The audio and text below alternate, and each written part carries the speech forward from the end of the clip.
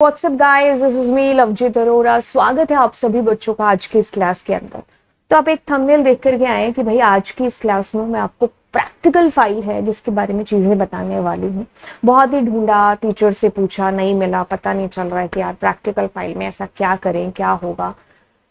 बहुत सारी ऐसे आप कह लो कि मतलब चीजों के ना वो एक बार होता है ना कि आप एक सुंदर सा लिखते हो, उसके बाद में आपने कुछ भी लिखा, जैसे ये सुंदर सा लिखा है ना। आप चीज कुछ ऐसे होगी कि भाई आपको इसको दोबारा लिखना पड़ेगा, मैं दोबारा लिख रही हूँ, है ना। फिर पता चलता है दोबारा ऐसे कुछ हुई पड़ी हैं चीजें। आपने शुरुआत तो साल की बड़े ढंग से की थी, फिर चीजें इतनी हो गई कि आपको रबड़ मारते मारते, है ना, चीजें एकदम अब क्या लिखा है समझ में ही नहीं आ रहा है ना। तो वैसे वाली सिचुएशन ही हमारी हो चुकी है लाइफ के अंदर, है ना। हाँ, और हाँ, कुछ बच्चे होंगे जो इसकी जेई की, नीट की प्रिपरेशन कर रहे होंगे, कुछ सीयूईटी का दबाव होगा, है ना।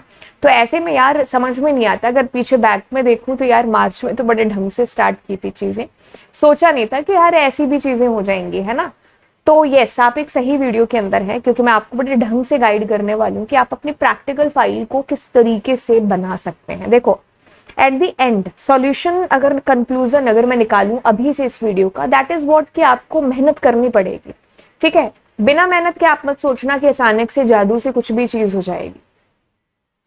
जादू से कोई मिल गया में ही चीजें हुई थी। हमारी लाइफ इज नॉट लाइक कोई मिल गया वाली, है ना। This is the actual life. यहाँ पर कुछ ऐसे जादू वाला नहीं होगा, है ना।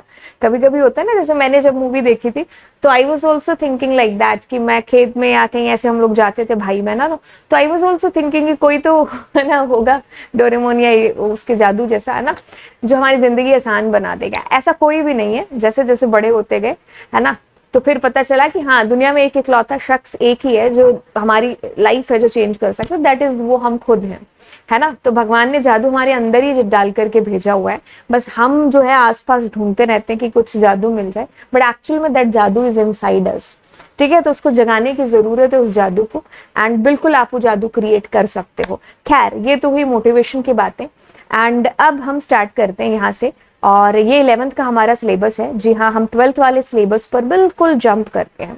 देखिए, आपका सिलेबस बड़ा ही आसान है, बड़ा सा ही सिंपल है। आप बच्चे अगर मान लीजिए किसी दूसरे सब्जेक्ट में इतने अच्छे नहीं हैं, आप उसको बहुत ज्यादा टाइम दे रहे हो, फिर भी आप उतने एफर्ट के बाद भी आप उसमें उतना उछाल नंबर्स में या आप अंडरस्टैंडिंग में नहीं ला पा रहे हैं, कोई बात नहीं। अगर आप कंप्यूटर साइंस के अंदर उस सब्जेक्ट से आधे से भी आधा पढ़ेंगे तो भी आपके मार्क्स ऐसे बूस्ट अप है जो होंगे, क्योंकि ये सब्जेक्ट ऐसा है जिसमें मैं गारंटी देती हूँ, अगर आपने इसको अंडरस्टैंड कर लिया, इस सब्जेक्ट की नब्ज आपने अगर पकड़ लेना, तो 100 में से 100 नंबर आते हैं, आते हैं 100 में से 100 नंबर। आप उन वीडियोस के अंदर जाकर के देखो जहां पर मैं रिजल्ट अनाउंस कर रही होती हूँ कि आज सीबीएसई का रिजल्ट आया, नीचे कमेंट सेक्शन के अंदर देखिए हंड्रेड्स भरे होंगे, है ना। तो यस, वो बच्चों के ही कमेंट्स है, एक साल के नहीं है। आप पिछले 3-4 साल जब से हम यूट्यूब पर पढ़ा रहे हैं और जब जब रिजल्ट के बारे में बताया है, यस, उन सारे सालों के अंदर मैंने ये चीजें एक्सप्लेन या ये चीजें मतलब बच्चों ने ऑफकोर्स है जो बोली हैं। खैर, अब आगे चलते हैं और देखिए आप लोगों की ये प्रैक्टिकल फाइल की बात करते हैं। कंप्यूटर साइंस आपका है, 83 आपका कोड है, लर्निंग आउटकम, एंड यहाँ से आपका पूरा सिलेबस बता दिया है इसने 70 नंबर का। और नीचे आते हैं यहाँ पर कुछ आपके खेल खेलते हुए 30 नंबर वाले में, है ना। तो देखिए, ये तो हमें चीज पता है कि आपका कुछ लैब टेस्ट होगा उस दिन, एसक्यूएल और पाइथन के प्रोग्राम्स, आपको कुछ फाइल हैंडलिंग या कुछ आपको स्टैक कुछ ऐसा दे दिया जाएगा। ठीक है, अब आते हैं आप लोगों की प्रोजेक्ट के ऊपर। ठीक है, तो ये प्रोजेक्ट भी आपका 8 नंबर का होगा। अब देखिए, आपकी रिपोर्ट फाइल, जिसको आप प्रैक्टिकल फाइल है जिसके नाम से जानते हैं, अब देखो सीबीएसई ने आपको रेकमेंड किया है कि भाई तू ऐसा कर, 15 पाइथन के प्रोग्राम कर ले, एसक्यूएल की क्वेरीज कर ले, मिनिमम 5 सेट यूजिंग 1 टेबल और 2 टेबल्स, 2 टेबल से एक टेबल लेकर के जिसमें जॉइंट्स भी हो, 2 टेबल आपने टेबल बनाई। अब उसके बेसिस पर आप अपडेट, इंसर्ट, ये सारी चीजें करते करते आपको 5 सेट ऐसे तैयार करने, जितनी भी क्वेरी है, इंसर्ट हो गया, अपडेट हो गया, है ना, ये सारी। देन आप आते हैं एसक्यूएल कनेक्टिविटी के 4 प्रोग्राम्स आपको ऐड करने हैं। ठीक है, काफी बड़े हो जाएंगे ये 4, क्योंकि चारों में आपको लगभग सेम सी चीजें करनी है ना। एक बार आप इंसर्शन वगैरह कर लेंगे, एक में आपने चलो डिलीशन बता दिया, एक में मॉडिफिकेशन, अपडेशन करते। ठीक है, तो ये आपको चीजें हैं जो करनी है। मैं अगर कहूँ ना, इसका कंक्लूजन, अगर आप एक फाइल भी बना लेते हैं ना पूरे ढंग से, तो मेरे को नहीं लगता कि आपको किसी क्वेश्चन बैंक की जरूरत भी है जो पड़ेगी।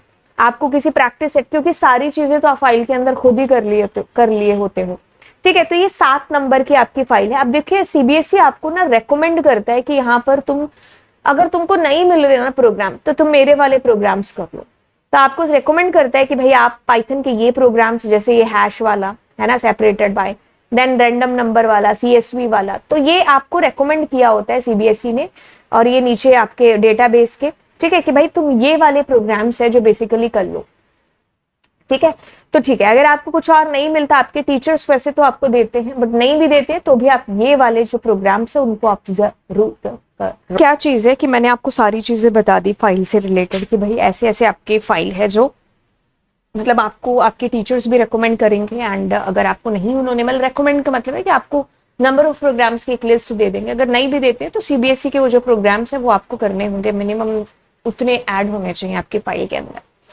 अब देखो कैसे होता है कि भाई आप जैसे मतलब अलग अलग स्कूल्स का अलग अलग होता है, कि जैसे कई बार क्या होता है कि आपको टीचर्स बोल देते हैं कि भाई आप प्रोग्राम्स को रन करो, आप उनका सोर्स कोड है उसको और उसके आउटपुट दोनों को ही आप फोटोकॉपी करवा के एक आप जो एक राउंड वाली होती है ना, वैसे वाली शीट के अंदर आप अपनी फाइल है जिसको आप रेडी कर लो, ठीक है। कि ये चीज होती है, राउंड वाली के अंदर नहीं भी होता तो आप प्रिंट करा लो अपने आउटपुट को और अपने सोर्स कोड को, ये भी होता है।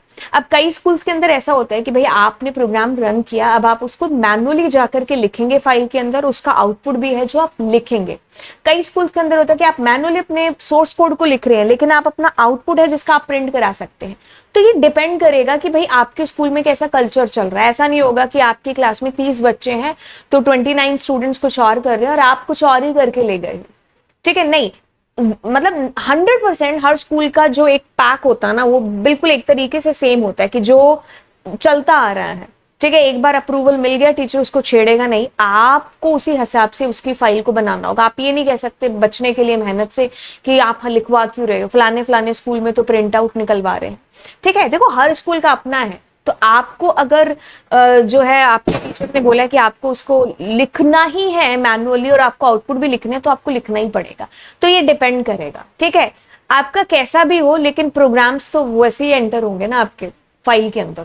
तो मैं आपको उसी के लिए गाइड कर रही हूँ कि आप प्रोग्राम्स को कैसे लिखेंगे। आप दोनों तरीके से, जैसे अभी आपका टीचर बोले, सबसे पहले आपको अपने टीचर की बात सुननी है कि कैसे वो चाहते हैं आपकी फाइल। आपको प्रिंट आउट वाली फाइल चाहिए या फिर आपको चाहिए आपकी फाइल जिसमें आपने खुद से लिखे हो। ज्यादातर 99% स्कूल्स के अंदर जितना मैंने देखा है कि आपको लिखने के लिए ही कहा जाता है, बहुत कम चांसेस होंगे कि आपको कुछ प्रिंट आउट वाला दे दे, ठीक है। अच्छा, अब क्या होगा कि भाई एक साइड आपका सोर्स कोड होगा, नेक्स्ट साइड क्या होगा कि आपके आउटपुट को प्रिंट करके या फिर आप लिखने वाला जो भी मैं कहूंगी, है ना, आपके टीचर्स ने बोला, तो एक साइड आपको वो डिस्प्ले है जो करना होता है, ठीक है। अब जैसे मैं यहाँ पर प्रोग्राम है जो आपको दिखाऊंगी, ये देखो बच्चे ने 91 प्रोग्राम्स ऐड किए हैं अपनी फाइल के अंदर, ठीक है। ये वैसे आईपी की फाइल है बच्चे की, बट क्या फर्क पड़ता है, कंप्यूटर साइंस के अंदर भी ऐसी ही आपकी फाइल है जो बनेगी।